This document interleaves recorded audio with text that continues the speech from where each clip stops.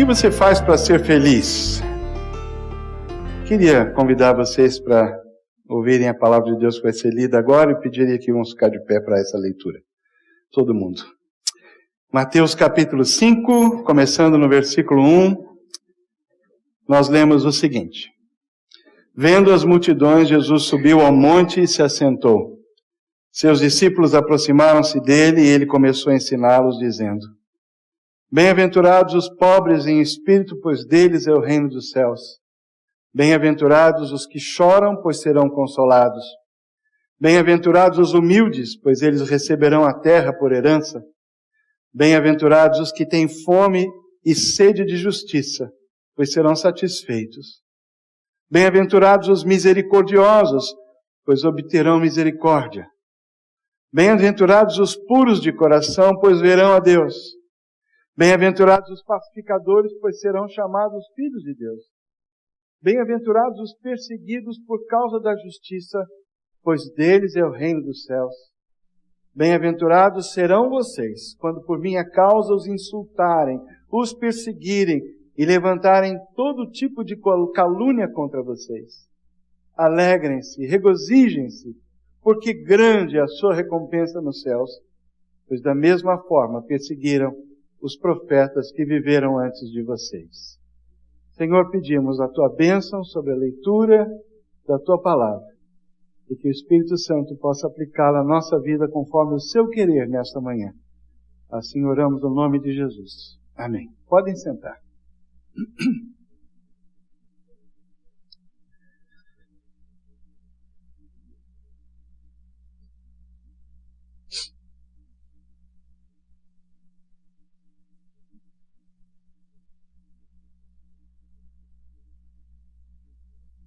O caráter elusivo, passageiro, fortuito da felicidade já muito tem sido cantado em prosa e verso.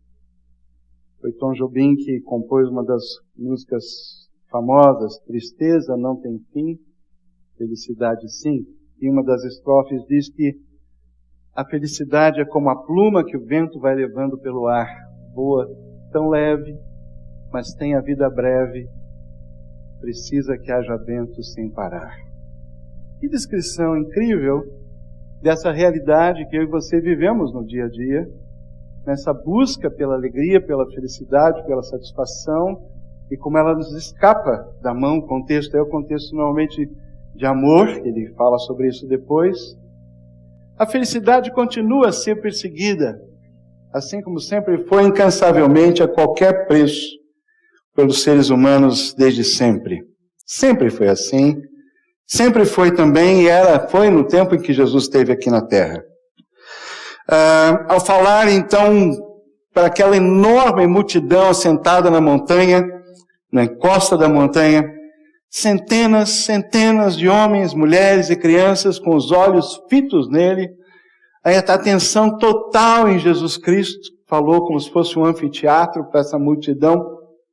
Jesus não poderia ter sido mais radical ao abordar esse tema da felicidade. Eu me refiro, lógico, estou falando do Sermão do Monte, que ocupa uma parte de Lucas e muito mais, de uma forma muito mais extensa, vários capítulos do livro do Evangelho de Mateus, começando pelo capítulo 5, no texto que a gente acabou de ler. Muitos detalhes são dados por Lucas e o texto começa com as chamadas bem-aventuranças. Nesse sermão, Jesus está descrevendo a essência do reino que ele veio inaugurar. Jesus falou, o reino de Deus já chegou. Ele veio inaugurar esse reino. Um reino que tinha sido prometido no passado. Esse dia finalmente chegou. E a pregação então de Jesus aos judeus que o ouviam naquela ocasião foi radical. Foi surpreendente. Quando Donald Kraybill, que é um autor, descreveu esse reino de Jesus que Jesus anunciou, ele deu um título ao livro dele, O Reino de Cabeça para Baixo, The Upside Down Kingdom. O maior expositor bíblico do século passado, do século XX, John Stott, escreveu um livro sobre o Sermão da Montanha e ele intitulou Contra a Cultura Cristã. Que é isso? Que felicidade é essa ao contrário que Jesus ofereceu? Que Jesus ofereceu aos judeus então e ao mundo desde então para todos nós é uma vida alternativa com jeito de paradoxo. É uma espécie de felicidade ao contrário. E a partir de hoje, nos próximos 7 domingos, se Deus permitir, nós vamos estudar essa primeira parte do Sermão do Monte que são as bem-aventuranças. Mas a gente precisa entender melhor o cenário político, religioso que os conterrâneos de Jesus, que os judeus estavam vivendo naquela época em que Jesus pregou essa mensagem. Havia 4 grupos principais na época de Jesus. O primeiro deles eram os fariseus. Para os fariseus, a felicidade estava no passado, em cumprir as tradições, em seguir a lei de Moisés. Eles eram certinhos e praticavam o que a gente sabe que é um legalismo, ou seja, viver de acordo by the book, de acordo com as regras. Havia um segundo grupo que eram os saduceus. Os saduceus eram os modernos, eram os contemporâneos. Para eles, a felicidade tinha que ser vivida e estava no presente, em praticar uma religião modernizada, interpretar os fatos à luz do hoje. Isso equivale. Um terceiro grupo eram os essênios. Os essênios faziam busca na felicidade, se afastando da civilização. Viviam no deserto, em colônias, em claustros, reclusos, separados do mundo. Nisso, para eles, estava a busca e atingir a felicidade e a paz. E um quarto grupo, muito conhecido na época de Jesus, eram os zelotes. Para os zelotes, que não se conformavam do povo judeu estar debaixo do jugo romano, para eles a felicidade dependia de uma revolução política que finalmente pudesse sacudir o jugo do império invasor. Cada um tinha uma abordagem diferente em relação ao que é ser feliz. Cada um fazia algo para ser feliz diferente do outro. Os fariseus saudosistas diziam, vamos para trás. Os saduceus liberais diziam, vamos para frente. Os essênios eremitas diziam, vamos para longe. E os zelotes militantes diziam, vamos para cima. Nada a ver com os dias de hoje. Parece, não é? Jesus então vem e diz, vocês estão todos errados. Todos errados. Fariseus não vivam em função da obediência a regras e a leis e rituais da religião. Saduceus não se amoldem ao espírito dessa época, a filosofias da moda. Não vivam desse jeito. Não tentem ser e fazer disso a sua felicidade. Os essênios não busquem a paz e a felicidade na reclusão, no isolamento, tentando ser santos, separados, isolados dos pecadores do mundo. E os zelotes, a militância política e social jamais saciará a fome de justiça e de verdade que existe na alma humana. Jesus disse a Pilatos, meu reino não é deste mundo. Sendo acusado falsamente, algumas horas antes de ser crucificado, ele rejeitou a categoria de rei conforme os padrões e o molde deste mundo. Meu reino não é deste mundo.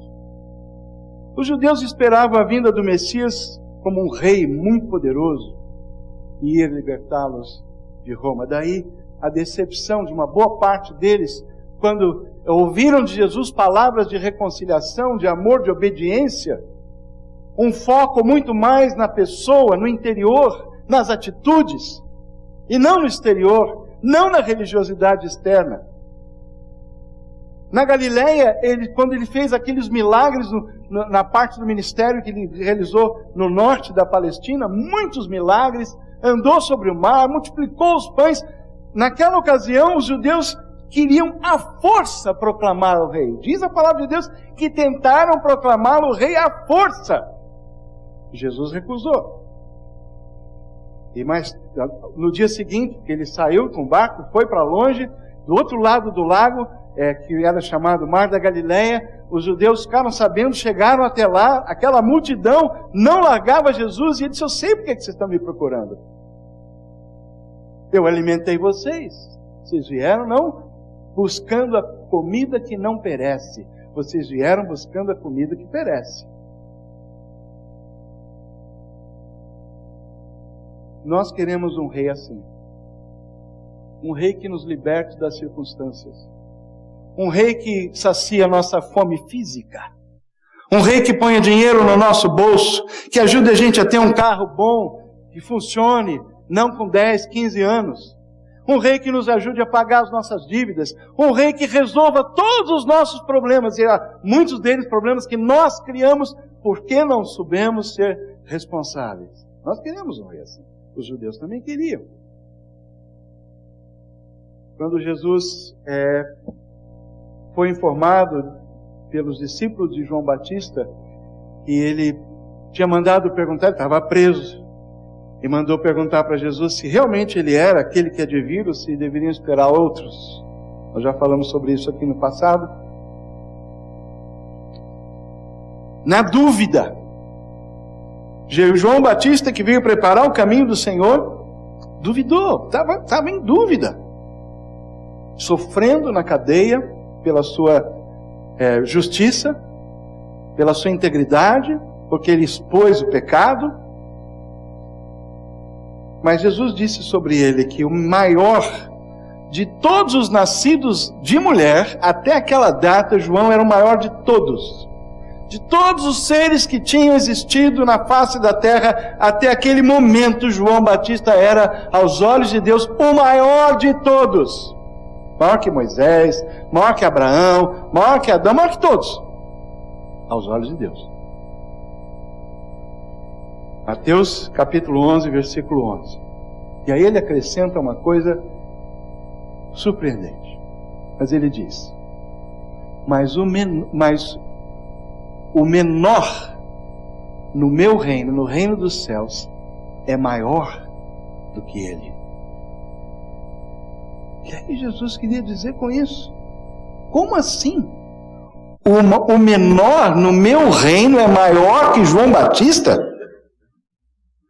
Mais à frente, capítulo 5, versículo 20 de Mateus, ele diz: se a justiça de vocês não for muito superior à dos fariseus e mestres da lei, de modo nenhum entrarão no reino de Deus. Torno a dizer as palavras de Jesus: meu reino não é deste mundo. A ideia principal é essa: o meu reino está dentro de vocês. Quem são esses menores no reino de Deus, Jesus? Bom, exatamente isso que nós vamos estudar. Um bando de perdedores aos olhos do mundo. Eles são os maiores do reino. Eles encontraram o caminho da verdadeira felicidade.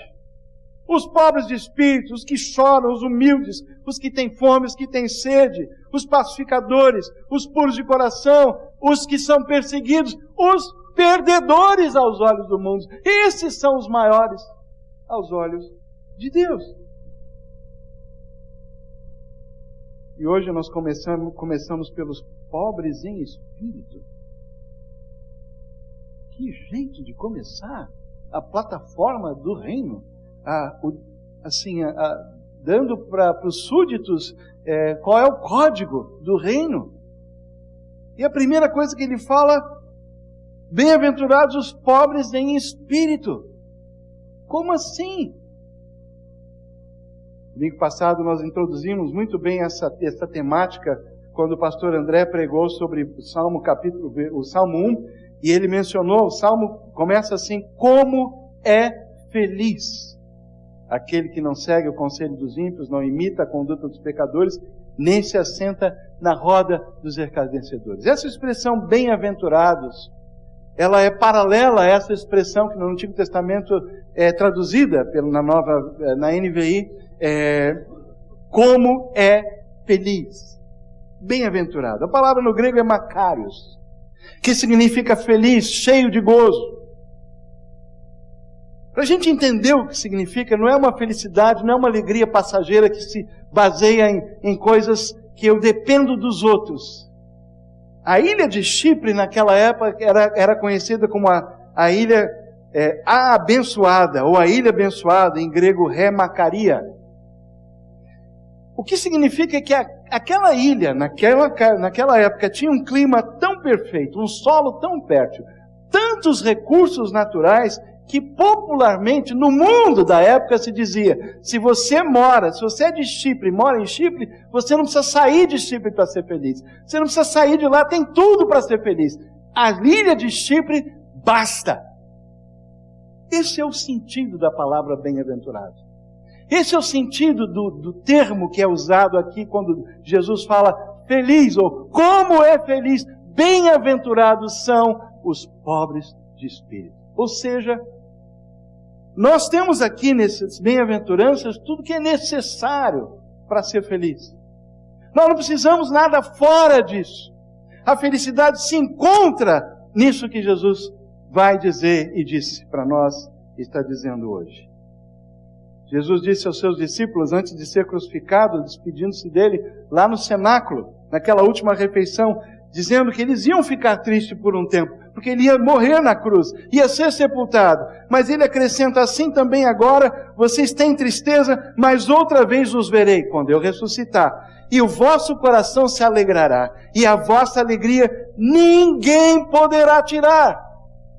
Que tipo de alegria é essa? Ou Jesus estava mentindo, ou ele estava simplesmente mistificando, ou falando palavras bonitas só para encorajar, como muitas vezes a gente faz. Não, eu não posso acreditar que Jesus estava falando uma mentira, que ele estava dando uma esperança para depois a gente chegar à conclusão que não era nada disso. Não. William Barclay fala uma coisa interessante, ele diz que a felicidade humana é uma coisa que depende de acasos e variações na vida. Algo que a vida pode dar, mas que também pode destruir. A felicidade cristã é totalmente intocável e inatacável.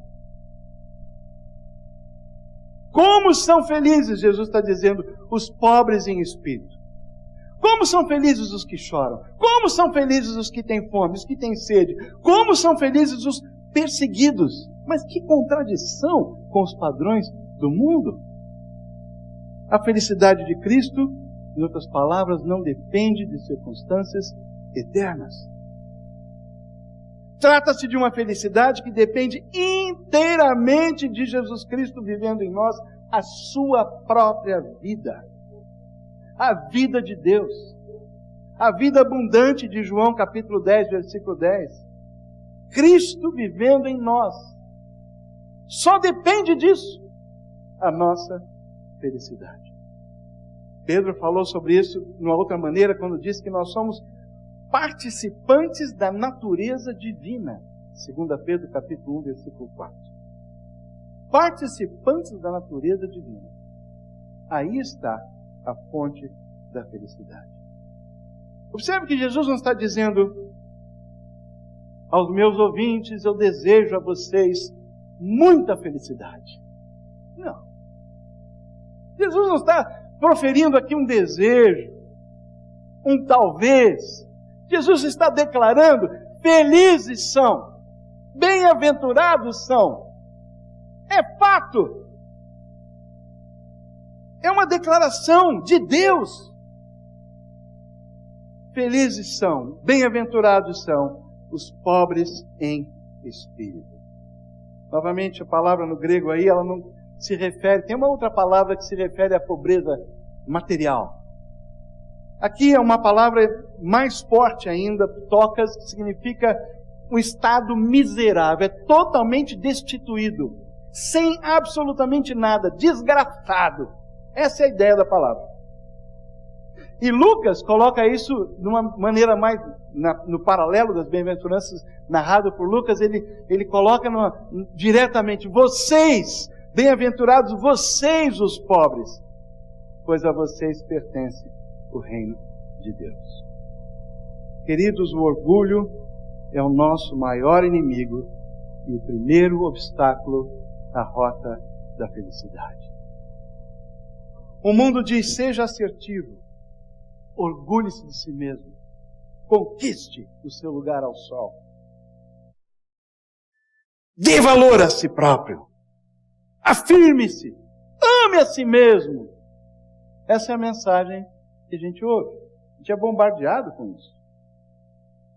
Jesus, no entanto, diz o contrário: como são felizes os pobres em espírito, os espiritualmente falidos. Ninguém pode ser cheio de Deus sem que primeiro chegue a Ele vazio. Ser pobre em espírito começa primeiro com uma atitude correta em relação ao pecado. É você se enxergar e eu me enxergar como alguém que está muito aquém do padrão de Deus e não consegue cumpri-lo. E Deus tem todo o direito de cobrar esse padrão de mim e de você. Ele é Deus. Ele é o Criador. Nós somos as criaturas. Nós dependemos dele para a vida, para tudo. Ele tem todo o direito de dizer: sede perfeitos como é perfeito é o vosso Pai do céu. Ele tem esse direito. Mas quando nós ouvimos essa ordem, esse mandamento, imediatamente, é isso que os 10 mandamentos fazem, né? E Jesus mostrou isso mais adiante nesse mesmo sermão, que os 10 mandamentos simplesmente revelam a nossa incapacidade de ser o que nós deveríamos ser. Porque fomos criados à imagem e semelhança de Deus, mas desgraçadamente, como dizem em espanhol, infelizmente, nós experimentamos uma corrupção espiritual. Ser pobre em espírito, então, começa com essa atitude correta de reconhecer a nossa pobreza de alma, pobreza de espírito. Há uma felicidade para aquele que reconhece essa necessidade profunda da alma e descobre que ela só pode ser suprida por Deus. Por que Jesus começa aí? Simples. Porque essa é a característica fundamental do cristão. Você já viu algum best-seller com o título Como Ser um Ninguém? Como ser um nada? Como ser um lixo na vida? Já viu um best-seller? Talvez tenha um louco aí que escreva, mas não vai ficar muito no mercado não. Aí todo mundo vai achar engraçado, mas vai passar logo, porque isso não emplaca.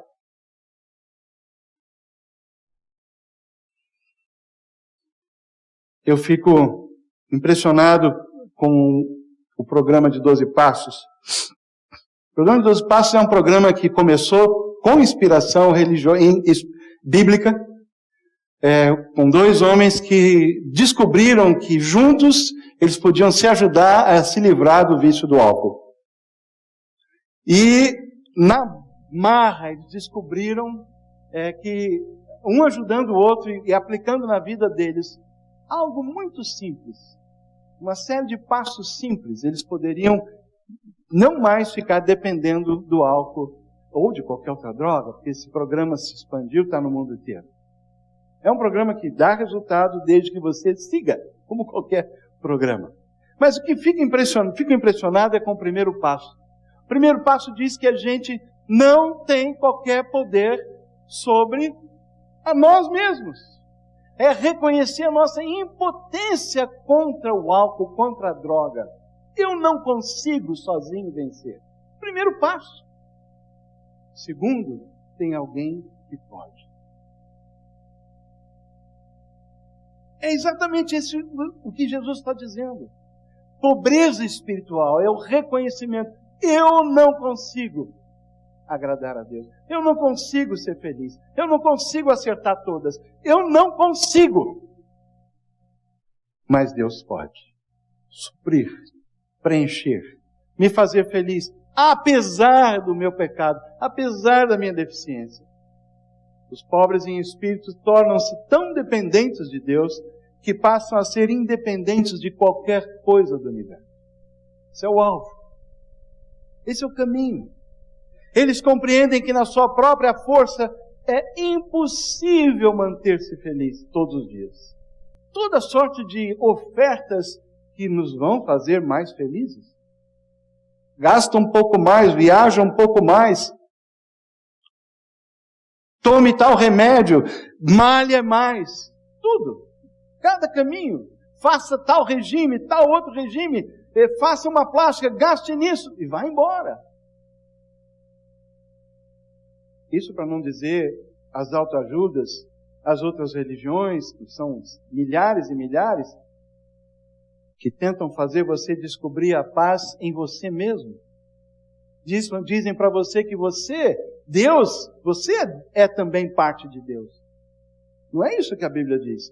Deus diz que nós somos participantes da natureza divina, quando Cristo vem habitar em nós no Espírito Santo. Deus em nós é diferente. Ele escolhe vir habitar em nós. Eu não sou Deus, nunca fui, nunca vou ser. Deus é outro. Ele é separado, Ele é santo. Ele é quem Ele é. Ele é absolutamente independente de tudo e de todos. Ele escolheu intervir, entrar, fazer, tocar, abençoar, curar. Ele escolheu falar. Ele escolheu amar, perdoar. Ele escolheu. Essa é a vida que Ele nos dá. E aí que Ele vem para nós, no dia a dia.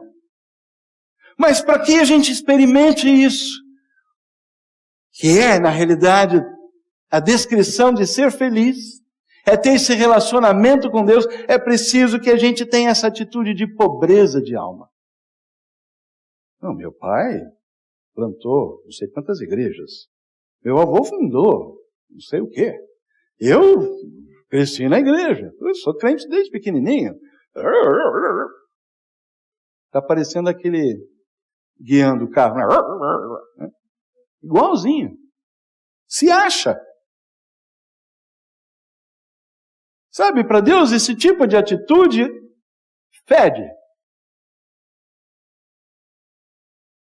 Quem não chega a Deus quebrantado, quem não chega até Deus sabendo que é podre, não pode experimentar a alegria, a felicidade que Jesus estava descrevendo naquele dia lá na montanha, para aquela multidão.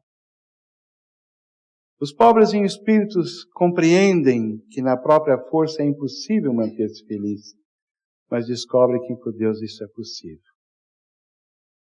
A recompensa.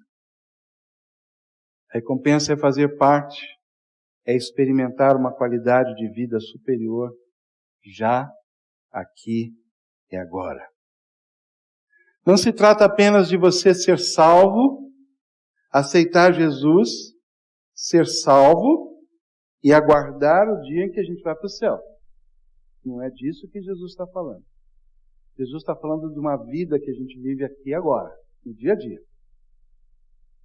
Viver feliz, realizado, pleno, satisfeito, preenchido, com paz no coração, na alma. Isso não significa perfeição, mas significa que Deus é quem enche, Ele é quem restaura. E toda vez que precisa de restauração, Ele restaura novamente, porque se nós sabemos que nós não conseguimos, a nossa atitude básica já é uma atitude de dependência. Eu não consigo. Eu já chego assim para Deus. Me incomoda muitas vezes essa atitude de condenação, de dedo em riste que a gente encontra às vezes na igreja. Uma atitude farisaica. Porque a gente tem muita facilidade de apontar os dedos para os outros, para os filhos dos outros, para a mulher do outro, para o marido da outra. A gente tem muita facilidade, mas a gente tem muita dificuldade de olhar no espelho e ser realista.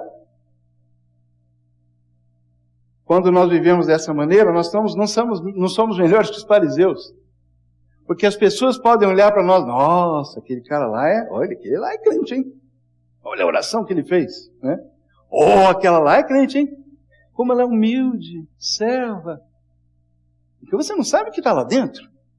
Você não sabe o que está dentro do coração. Deus sabe. E possivelmente, quando a gente vai dormir, a cabeça bate no travesseiro, o silêncio vem, né? Quando tem silêncio, porque em São Paulo às vezes é difícil, né? Mas quando você consegue se desligar, vem aqueles pensamentos e você se sente muitas vezes mal. Faz a retrospecto do dia. Puxa vida, falei que não devia, pensei aquela coisa, menti ali. E aí uma hora fala assim, chega, não dá. Eu não me aguento. É demais para mim mesmo, né? E a gente muitas vezes faz o quê? Pega um remedinho para dormir logo e para não pensar. Mas esse é um caminho falso. Não estou dizendo que a gente não possa usar de vez em quando a ajuda de medicamento em determinadas situações. Os recursos estão aí. Estou dizendo que são recursos temporários, fortuitos, passageiros. A felicidade que Jesus estava anunciando aqui não é essa.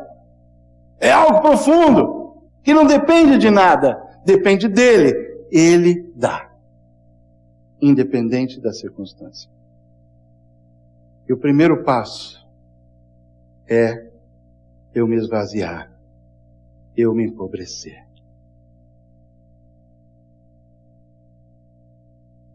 Bem-aventurados, felizes, como são felizes os pobres em espírito.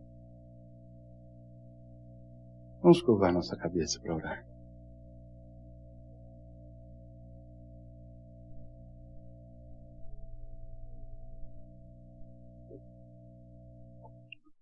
Queridos irmãos, amigos, irmãs, amigas, nós estamos vivendo dias muito especiais.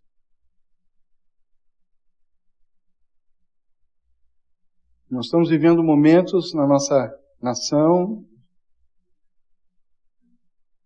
e eu sei que momentos como esses são cíclicos, crises vêm e vão, mas esta é a nossa. Essa está aqui, agora, diante de nós. Um dos efeitos da crise, talvez o principal e o imediato, primeiro, é tirar o tapete debaixo, o chão debaixo dos nossos pés. É nos dar uma sensação de incerteza, dar uma sensação de falta de controle, de não saber o que pode acontecer. Deixa-me dizer o seguinte, que oportunidade Deus não está nos dando nesta hora, em que estamos com um emprego ameaçado, dinheiro desvalorizado. Que oportunidade nesta hora, em ver os nossos filhos desempregados ou não conseguindo pegar um emprego. Que oportunidade nós temos de olhar para o Senhor Jesus, ouvir essas palavras, hoje. Ouvir essas palavras. Como são felizes os empobrecidos de espírito, porque deles é o reino dos céus. E essa situação exterior que vivemos, as circunstâncias complicadas que nós vivemos atualmente como brasileiros, é uma oportunidade, eu creio, que Deus está nos dando, o povo de Jesus, para olhar para Ele, para reconhecer que nós muitas vezes temos no passado colocado a nossa esperança, a nossa confiança no trabalho, no dinheiro, na saúde, na estabilidade, na segurança. Mas Jesus disse, não é por aí. Não é por aí.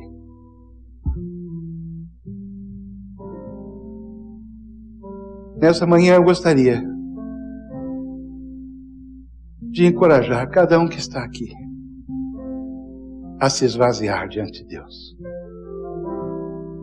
a se empobrecer na presença dEle. a reconhecer a sua incapacidade de ser e de manter uma vida feliz, mas de receber em contrapartida dele o conforto, a paz, a alegria que Jesus falou, ninguém pode tirar. Ninguém, nenhuma circunstância, nenhum governo, nenhum desemprego, nenhuma doença, nada. Bem-aventurados, como são felizes aqueles que são empobrecidos de espírito, porque deles é o meu reino, disse Jesus. E que oportunidade incrível de você que ainda não está andando com Jesus, mas tem ouvido a palavra e quem sabe hoje é o dia de você dizer, Senhor, eu me rendo. Eu me rendo. Eu chego pobre na sua presença. Chega de religião. Já tentei várias e muitas, inclusive na protestante. Mas não é por aí, Senhor. Ouve as nossas orações, Senhor. Preenche a nossa alma. Sacia a nossa sede e a nossa fome espiritual. Trabalha dentro de nós, Senhor, para a gente poder viver uma vida serena, não atribulada, não sobressaltada, não arrancando os cabelos em relação ao dia de amanhã. Senhor, ajuda-nos a nos entregar nesta manhã ao Senhor e gozar da Tua presença suficiente na nossa vida. Assim nós oramos em nome de Jesus. Amém.